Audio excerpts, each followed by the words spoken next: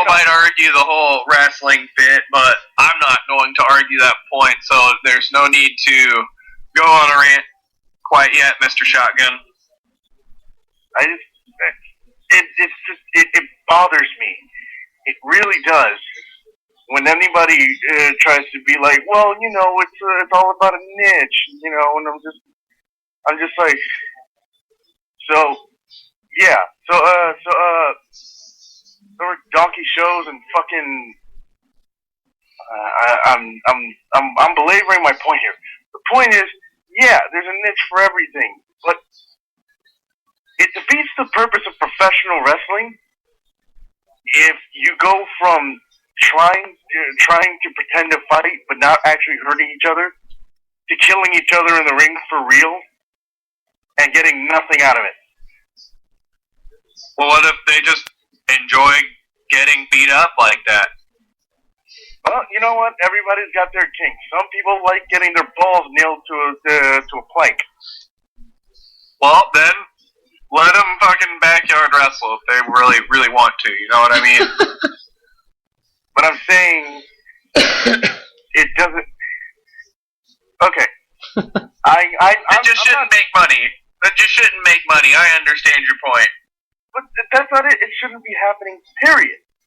Because we've come to a point in pro wrestling where Al Snow put it best. You can put a pair of boots on anybody and a pair of tights on anybody and call them a wrestler. Hulk Hogan did it with Celebrity Championship Wrestling.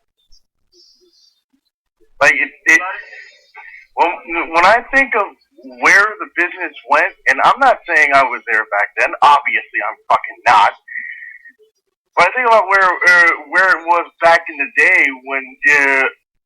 when wrestling couldn't have been more like, you couldn't have shared more similarities with the fucking mob in that everything was secret, everything was protected, everybody protected the fucking business, and now just about anybody can just put on some fucking wrist tape and a rip-off Kevin Owens t-shirt and just go on and just beat the shit out of each other and gig each other for real, and they can pretend to be wrestlers. And I think that's kind of a consequence of when the cat gets let out of the bag, you can't let it back in, you know what I mean? Whenever you have any kind of activity or whatever, people are going to imitate it, you know what I mean? People play football in their backyard because they want to be a football player or whatever. People do local plays because they want to be an actor like the people they see in the movies. I understand that it's probably not good for them or probably not good for the business to be a backyard wrestler or whatever, but it's probably, like, stop doing it is probably a lost cause, in my opinion. No, there is a vast amount. I'm sorry, I'm walking out of the train. There's a vast amount of difference between playing football in your backyard and trying to wrestle in your backyard. There's a vast amount of difference. Football is a sport that people can play for fun. Okay. So we're talking about this from a performance aspect, and then you can go be a performer too. People can do any kind of performance as well on a small scale. But it's way different because pro wrestling is supposed to be a business that only certain people can do, are trained to do, properly trained, I might add. They do this for a living. You know what I'm saying? I'm not sitting here and saying that you shouldn't dream of being a pro wrestler. Absolutely not. I'm the last person to say that. If you want to be a pro wrestler and you legitimately love pro wrestling, by all means, get trained, learn the craft, be something. Go to the gym, do your homework. If you love the business, fucking go for it. But don't just half-ass it and just try to play wrestler in front of your friends, because this isn't a business where you can. This isn't a business for pretenders. I mean, it is, but it isn't. If that makes any sense. I just think it's a lost cause to try and get dumb people to not do dumb shit. yell about it till you're red in the face, but at the same time, like, people are going to do what they want to do. At the end of the day, they feel like they don't have any money, or maybe they just don't feel like going, or they are a lazy piece of shit. Then they're just going to fucking get on their trampoline and do some flips or whatever and pile drive their cousin. It's just not going to not happen. Like, people are just going to do what they want to do. And you know what? I'm just going to say this. I'm gonna say this. I'm probably gonna catch a lot of heat for this if I haven't gotten a lot of heat already. I feel like this wouldn't happen so often if the current generation of wrestlers just respected the business a little bit more. Probably right. Okay, that's a fair point. Like if you treat it as a joke, if you treat something as a joke long enough, like your own business, you treat it as a fucking joke, then nobody's gonna take it seriously. And so everybody thinks, oh, this wrestling thing is bullshit. Anybody can do it. I'm gonna fucking do it. But there's a reason you didn't start seeing backyard wrestling like the backyard wrestling we're familiar with now until like the 90s. So if you tried to be Ric Flair in the 1970s or the 80s, you were most likely just going around in your bathroom with the bathrobe on, yelling, "Woo!" You weren't like cutting yourself open and trying to top people all the time. I don't know. I think people probably wrestled with their fucking the kids probably been play wrestling since the beginning of time. No, but there's a difference between play wrestling on your like in your living room, and you're like trying to exchange holds and stuff. That's one thing. You know what I'm saying? But I'm talking about the kind of backyard wrestling, of course, you know, where people crack light tubes over each other's head. Or take a cheese grater to another kid's skull. Yes, I agree. That is dumb. But you know what? There are consequences for those actions. It's called brain damage, called scar tissue, called a ginormous doctor visit bills from all the visits to the hospital. They really want to be that dumb, then let them kill themselves. But I'm saying is that it probably wouldn't have happened with such prevalence if the business was taken just a little bit more seriously. If the Young Bucks didn't go around super kicking 9-year-olds for their birthday. If Kenny Omega... I don't know if that's exactly the cause of all of it. No, but I'm saying... I think that is a result of the cat being let out of the bag. I agree that maybe in the 70s that would be a horrendous thing to do. But to sit here and think that we're not in a fantasy land is just kind of like it being in denial in a sense. I understand that maybe some people want a more serious pro wrestling product, but I think we're at a point where we can judge this as an art form and not as a sport that we're trying to believe is real. And in that sense, it can have many flavors just like music has many genres. Maybe the people who want to have super goofy wrestling can watch a federation that's about super goofy wrestling like Chikara, then people who want a more serious product that's more focused on the in-ring product can watch an Evolve or a Ring of Honor. I think it's all flavors of ice cream, man. But my point is this.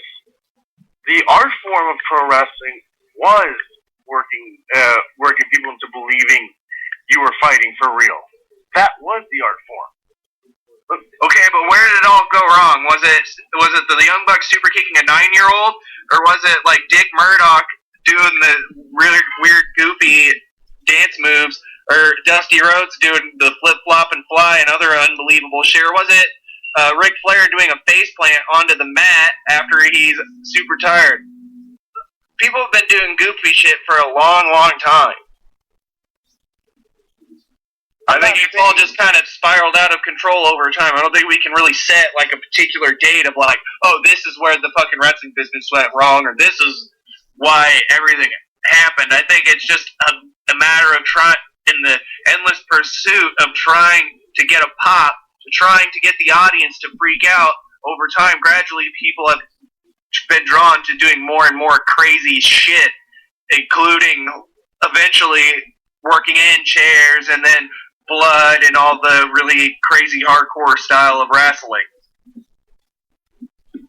I actually couldn't agree more. It was the result of trying to get a pop, but it was a result of the wrong people in the business thinking they knew how to get that pop. And so they threw what they thought they knew at the wall to see what made it pop, and instead it slowly, gradually killed the industry. Well, you got to think about it like this too.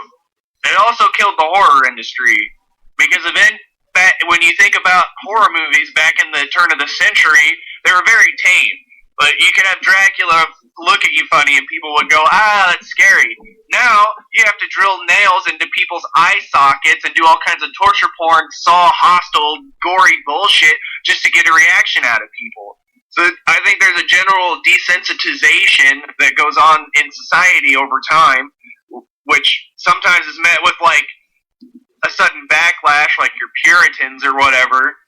But I think right now we're just in a generally desensitized era.